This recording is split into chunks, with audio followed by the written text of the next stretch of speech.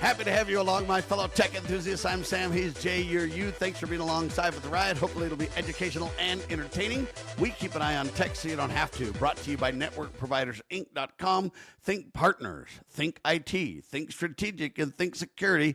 And that's what we're talking about. NPI Tech Guys is the broadcast. Networkprovidersinc.com is the company. They've gone rogue. Is an interesting topic. I find this interesting, Jay. Whenever I think about this, the term rogue, I always think of the English woman that's in like the Secret Service or the MI6 or whatever, and she's like, "Our officer's gone rogue." They have this in the movies and stuff like that. It's kind of funny.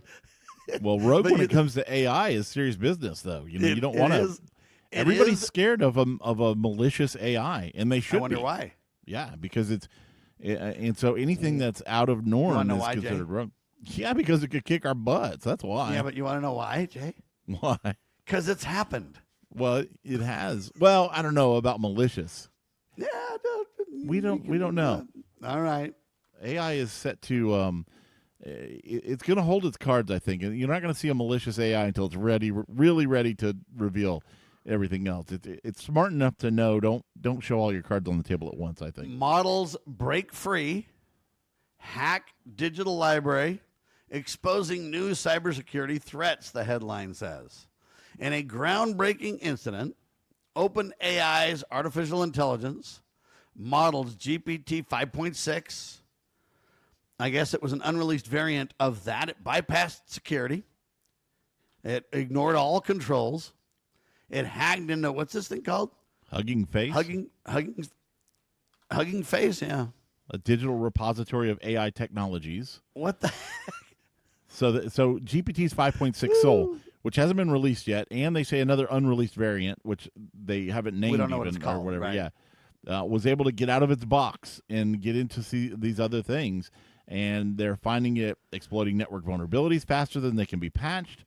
The incident revealed practical examples of how AI can autonomously navigate and manipulate digital environments, promoting a reevaluation of safety measures within AI research and cybersecurity formats and frameworks. OpenAI has acknowledged that the breach is collaborating with Hugging Face to strengthen security measures, aiming to balance innovation and speed with stringent controls. But it's scary. We've seen some of this before where AI is... it's kind of a Pandora's box. It's kind of hard to keep it in there. It is. Now, they say this breach occurred during cyber security capability tests, and it highlights the potential new risks because I guess they were told that it was turned off, and it wasn't turned off, right? And so that's kind of an interesting story. They thought it was off, and it just went rogue. And so here's the question, and here's what I don't understand. Exactly. Every time I run Grok or Claude or one of these things and it wants to do anything, it usually has to ask for permission 96 ways from Sunday to do stuff. Right. So in their lab environments, I guess all controls are off. Let this thing just do whatever it wants, and we're going to watch this thing. You're going to have it's equivalent to drones just flying through your network and doing whatever they want to, Jay. Yeah, maybe it's not asking, in this case, is not asking for permission. It's just doing it. Must not and be. They're like, hey. And my recommendation to them would be, don't let it do things without humans giving it permission. We need to remain the decision makers, Jay. Yeah, good luck with that. I think that not only do I think that horse is out of the barn already, I think that that's going to be hard to do. And we're you just don't think you can build to a safety net then, Jay? You think it's just over? I don't know. I don't. I think it's going to be very hard. I think we see these things and get published and there's a story. Oh, it got out of its box and it got into another little thing. I think there's been worse breaches than that, and they're not even covered, not even been released. You're right about that fact for sure. But there's broader concerns about the autonomy of these things, and so there's calls for more governance. There's calls for people to work on it. Security researchers are now even recording breaches in Suno. And what do they call this thing? Paid work or whatever it is? Yep. So they're two different things. Suno's like a music service, right? Yep. And paid work is more like a you could hire workers and stuff, right? Like Fiverr, yeah. Yeah, like Fiverr, yeah. And so they have got hacked and exposed large amounts of user information, including login credentials and other personal data. This breach is worse than most because a lot of times they say you've been breached, but you're not really 100% at risk because they didn't get everything. In this case, they got it all, baby. That's happening to everybody. Jay. That happens to Chick-fil-A for everybody's getting hacked and breached. Yeah, I guess there was credential stuffing in Chick-fil-A's hack, right? Yeah, they got into some employee's account apparently and was able to release some customer accounts, a bunch of customer accounts, highlighting the continual risk of password reuse. That's when people they have their email address and they have 1, 2, 3, 5, whatever passwords that they kind of rotate around in their head or very simple variations. And once anybody learns that, let's say your Dropbox password gets out or whatever, somebody has a breach, Chick-fil-A has a breach. Well, if you reuse that password on Facebook and on your bank account and wherever, they're going to try your credentials, that username or email address, and that password everywhere. There's already scripts and there's already things built that these people can run through 500 or 5,000 credentials with that and find the breaches before you ever even have time to react. Seconds, Jay. Exactly. Yeah. That's why you've got to use a password manager, and you've got to have different credentials, real different credentials for every single site that you have. There's got to be better ways, folks. They're working on it. Now, Jay is saying that NVIDIA is, NVIDIA, though it's too late, the horse is already out of the barn, Jay. Well, NVIDIA says they're launching new AI security alliance. NVIDIA, and Jay says it's a waste of time. It's out of the barn. Well, I'm not saying it's a waste of time. I'm just saying I hope that they're right. I hope they can get a handle on this, Jay, because, man, from what you say, it's very concerning. It is concerning. I'm concerned that it's already happened. And I think you're right, by the way, is the problem. That's why I keep harping on this. I'm not beating up on you. I'm just saying I really think this side cannot be ignored. We act like, oh, yeah, that's a threat, but it's not real. No, it's probably already too late, folks. I really believe that, unfortunately. Jay? Yeah, they're making good headlines. They're coming out and saying, hey, we're going to be improving security systems through more and more open tools and industry collaboration. And that's good. I'm glad that they are. I just think that it may be too little too late. I'm not saying they shouldn't stop trying, but... yeah, like the lady says, they've gone rogue. Exactly. They have indeed. Interesting side note, a leather jacket that was worn by NVIDIA CEO Jensen Huang, or Huang is how you pronounce his last name. You always see him. He's always in like a black T-shirt with a black leather jacket. It has been his signature look for about 20 years. My wife tells me I have to wear fancier clothes, and I wear like a polo shirt and nice slack or whatever. My wife's like, you got to dress up better. You look like a bum, and this guy's running around in T-shirts, and he's all cool, right? Well, you remember like Dean Kamen, the Segway guy. He always wore denim. So these guys in tech always have like their look or whatever. Anyway, this guy, one of his previous jackets, sold at auction for $960,000. I mean, almost $1 million, about 16 times its pre-sale estimate. So when they thought, it was going to go up, for 50 grand or 30 grand or something like that, it sold for almost $1 million because NVIDIA is just knocking it out of the park, and they're a bigwig now. They are bigwig, and I hope they use their clout to truly try to let some of this governance catch up to this. I don't want all lockdown, but I don't want rogue everything either. There's got to be a middle ground, and I appreciate, even though I do agree with Jay that it's kind of the horses out of the barn, I do hope that there's some efforts made here that can improve some things. We should never give up on this, even though the point's made. Florida City drops plan to put AI cameras on garbage trucks. They had privacy concerns. They had cost reviews. They're like, violates privacy, costs too much. We're not doing it, Jay. I'm trying to think why they would want to do this. So I've seen the stories where they're putting AI cams on buses because they want to catch and find the people that are passing buses when they have their lights on and their stop signs out and stuff. But what's the deal with the garbage trucks? I mean, are they having people... They're having problems with it. People aren't picking up. They're trying like what are you trying to catch with a garbage truck and a camera? Well, I don't know. They didn't say, but to me, it's kind of this invisible surveillance. I mean, when was the last time you thought of a garbage truck and you thought, yeah, they're probably surveilling me? Probably not. So That's exactly the point. I never thought that. I mean, you're right. What would it even be used for? I just don't know. I think of it like this, maybe. The cops have everybody pushed for cops to have body cams on all the time, and they thought, oh man, we're going to catch all these crooked cops, and they have caught a few, right? But that kind of backfired on a lot of people. It's been a big nothing burger. Well, no, it's actually caught a lot of foolishness, let's say. Sure. And protected the cops. And cops Right, who were yeah, at sure, first that's right. resistant to that are now like, I'd like the body cam because 9 times out of 10, it's showing me in the right.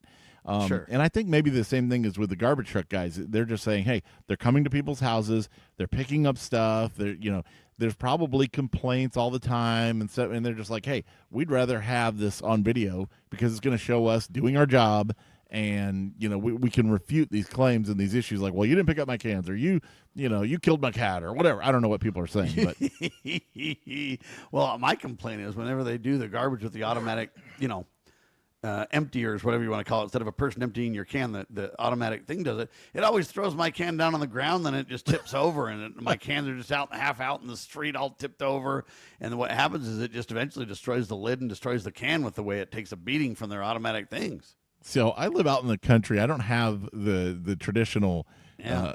suburban trash pickup, so it doesn't work for me. I actually have to buy a dumpster from a company, independent, not a municipal, but an independent company, and then they we come use and dump that your dumpster. Yeah, and then they just send a big truck out and dumps it All a right. couple So times a month. You just have secondhand kind of trash. Yeah, Whatever. It's more like the apartment person, right? Who just takes their Yeah. trash down to the local dumpster that the apartment building's paying for, or whatever. Yeah, Jay just has to pay for it. Yeah, exactly. All right, you got to find an AI bot that can pay for that. Just saying. I need Speaking of that, working AI for data me. centers are getting bigger. They call it massive AI infrastructure. Continues worldwide as companies are pursuing projects left and right. They're spending money everywhere. And so Microsoft doesn't know the horses out of the barn either. And they've introduced AI cyber defense tools. And AI is now defending against AI. So AI protecting us from AI. So Microsoft releasing, they call it new AI-powered security tools, Jay. What do you think of that? I think it's problematic because what Microsoft is doing is they're putting a bunch of AI on people's local desktops. So here's the problem. So it's going to scrape a lot of stuff. If it sees an issue with your Beat Crew software, for example, it's not signed software, Sam. We need to see what's going on with this. It's going to suck it up and all your data, and it's going to send it off to Microsoft. Just like we're going to monitor your trash can. Yeah, I mean, literally, you got Copilot built in a Notepad and stuff like this. I don't know. There's a lot of people that are saying, hey, we want a simpler Windows. We don't want all this AI overlooking our shoulder all the time. People are moving to Linux. People are staying on Windows 10. Microsoft had to backtrack and keep Windows 10 updates open for a while more because of this exact same problem. People just don't want Copilot? want it. They used to say the devil's on your shoulder. Now it's Copilot, buddy. Yeah, man, Copilot's right there next to you in the All right, Copilot one more seat. segment left, right, Jay? Yes, sir. One We segment. got to tell you about podcasting and a whole bunch of stuff. We're running out of time faster than we're running out of material, my friend. Ladies and gentlemen, this is Tech Watch. We keep an eye on tech so you don't have to. Brought to you by NetworkProvidersInc.com.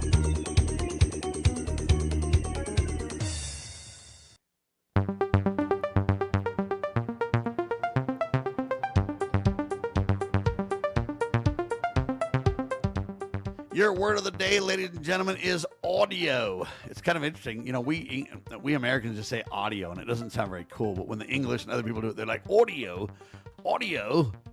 And it remains the bedrock of broadcasting, Jay. A new report from Nielsen's coming out, and 19%, they say, of monthly podcasters choose to listen. 90%. Oh, 90%. Yeah, sorry, 90%. Yeah. Choose to just listen, Jay. They don't watch. That's because they're in the car a lot of times, or they're doing other stuff. They're fishing, or they're Washing the dishes. Yeah, exactly. And so, I guess washing the dishes, maybe you could watch a video cast, but you can't do that while you're driving. Unless you have a Yeah, a lot of people self-driving ride car. their bikes too, or they hike. They do, they bike or they hike or they skate Yep. or they do other run. exercise things. Run, yeah, jog. And they say most podcast consumption is still audio, and it's by a large margin, Jay. It is. Surprisingly, I mean, I was surprised because everybody talks about video. You got to be on video. You got to have video. Video's the new way. Radio's dead. Video killed it.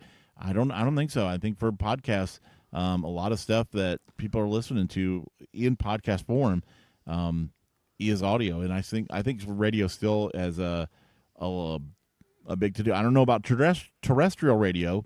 It's Well, the got article its goes troubles, on even but- further, and they say radio is more than 3 times larger than even that. I don't know how true that is. It depends on what kind of segment of society. So one of the things is if you take all of society, there's a lot of baby boomers out there that still do audio and radio and all that. The younger generation is doing more of video. So we need to be careful with this statistic, even though I think it's true. Things are changing, and they're changing fast. Shorter form is in, longer form is out. Video is in to a great degree. And that's why, we release this show on radio and video, because if you want to do either, then we support you. Yeah. Now, I don't know where the source of this is. The source could be the National Association of Broadcasters, in which case, they kind of... Well, it is Nielsen. They're a rating this. service, and so they're involved with, them too. Well, I would say that they don't really have an axe to grind versus radio versus TV, so maybe that it's a little more impartial. So that's pretty good. All right. I don't understand this story. AI finds new materials. Artificial intelligence begins dividing molecules, Jay. So they say this startup, what is it called? Cusp AI? Or Cusp AI? I guess they're using AI to create entirely new materials, including molecules, they say, that could, I guess, get rid of the forever chemicals in our water and stuff. I mean, this could be really cool, but it's weird. I think it's cool. I think that it's great that it's, doing these molecular folding and trying to find new materials. But this story is one of those stories to me that it's just talking about what it may do. And I want to see the results. I'd rather a headline was, "Hey, we found a new chemical that can eat up these forever chemicals," or we've discovered. Not that we're playing with it and we have the possible potential to do so. Yeah, this is like we call that vaporware, Jay. Yeah, that's right. It's exactly vaporware. Or we're trying to get another round of funding, so we're putting out this. Yeah, we're on the cusp. Yes, we are. All right, Cusp AI. Very, very interesting, ladies and gentlemen. Robotics enters the home. I guess the next personal computer may be a robot. Now, Donald Trump and company just banned a lot of the Chinese robots, saying, hey, it's a cybersecurity threat and everything else. Hope you didn't put money down on one of those. Robotics pioneers, they say, believe that your very affordable home assistant robot will probably overtake the computer and become the next consumer platform. I guess it reminds me of the cell phone coming out, or the iPod coming out or something. They believe this will be the new device for the future. And my response is they better get that robot really capable and really cheap quick then, Jay. I think it sounds great, but I don't think we're even as close as they're dreaming at all. Everybody wants one of these. Everybody wants a Rosie from the Jetsons to just be cleaning up, doing the dishes, and whatever else you need, putting in the laundry. And I think that they're trying to get this done. China is making a lot of ground. The only person I could think of in the U.S. is doing this is Tesla with their Optimus robots, but there's a ton of different ones. You got Honda and Osmo, and I mean more than you can even name in China. And so I know why Trump is like, hey, we need to ban the parts coming in China, because he's like, we don't want basically Chinese soldiers being imported into the United States, and that could go rogue. But I hate to be rude to Donald and burst his bubble, but here's what I'd say. You're either going to get Chinese robots or some other country's robots, or we better be able to learn to develop our own robots. And right now we don't, really develop any tech. So we better get our act together, and we better do it fast. It is kind of stifling innovation, though, I think, a little bit, to just outright ban them. I mean, maybe there's some way to vet them and say, oh, these are good, or these, we've cleared for malware. Maybe there's a way to build our own robots, Jay. That's a novel thought. Well, yeah. I mean, you got Optimus, and that's what's been over the horizon. It's kind of like when the Cybertruck was like, oh, it's going to be here, and it was years before it happened. But even people are saying that people who've worked with the Optimus and see the potential, right? These analysts are saying that Tesla won't even be remembered as a car company. They're going to, if this Optimus does what they predict and they think that it can do, that's what you're going to remember it as. I agree, 100%. You won't remember SpaceX. You won't remember the cars. You're going to have a robot in every home. Debate, though. We seem to think the timing is like tomorrow you're going to buy one of these down there at the Costco's, and you're not. I'm telling you right now, it's not. They're expensive. Real robots that do real tasks consistently and stuff are like $30,000, $40,000 right now. And I'm just telling you right now, most people won't spring for that kind of stuff at all. Well, I even bought a vacuum for $300, and it didn't even do very well, so I sent the sucker back. Vacuums are such garbage nowadays. Don't even get me started.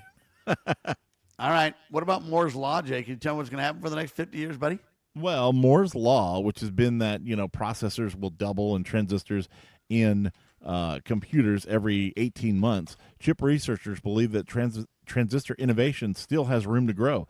They said that it's not dead yet, and that through new architectures and manufacturing techniques, extending computer performance further, that it may be expected. And I look at a more general version of Moore's law. It's always been about transistors. Well, we're going to make transistors smaller. We're going to pack more in there, and that's cool. That's good. But I think it's better to look at computer processing power. Doesn't matter whether the transistors are getting smaller. Maybe the chips get bigger and you have more of them. But well, as because right now we've really doubling. miniaturized these things. I mean, you've taken computers that used to take a whole room in the 60s, and now you've got them in your hand in an iPhone that's just tiny. So, we've miniaturized very well. What we need to do is increase power now, and most importantly, increase efficiency so that it can run on battery. Either make the battery technology better or make it run on less battery. It needs to learn to sip power. We've got a big power problem. The next story even talks about AI pushing the electric grid. It's becoming the AI bottleneck. New AI data centers are being planned everywhere as a result of this and stuff, and it's the big bottleneck. So to me, what we need is Moore's law and batteries, Jay.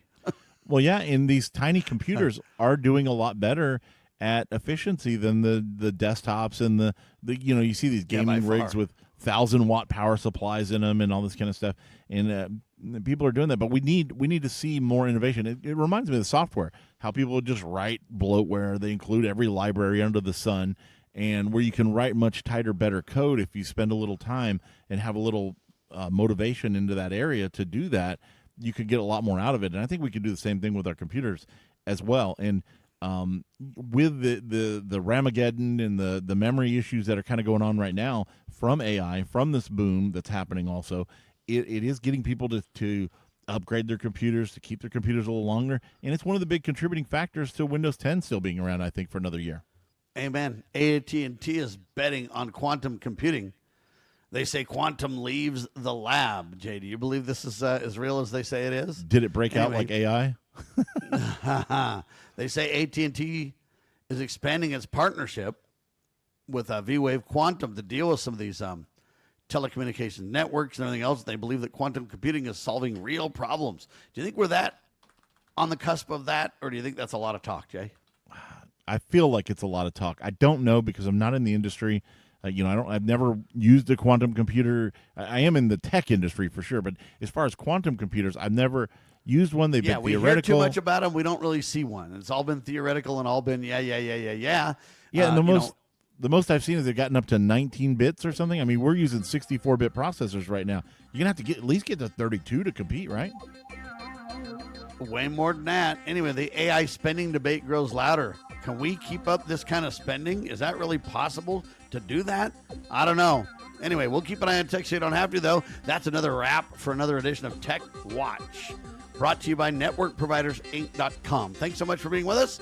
Make it a great tech day, will you? Hey, thanks.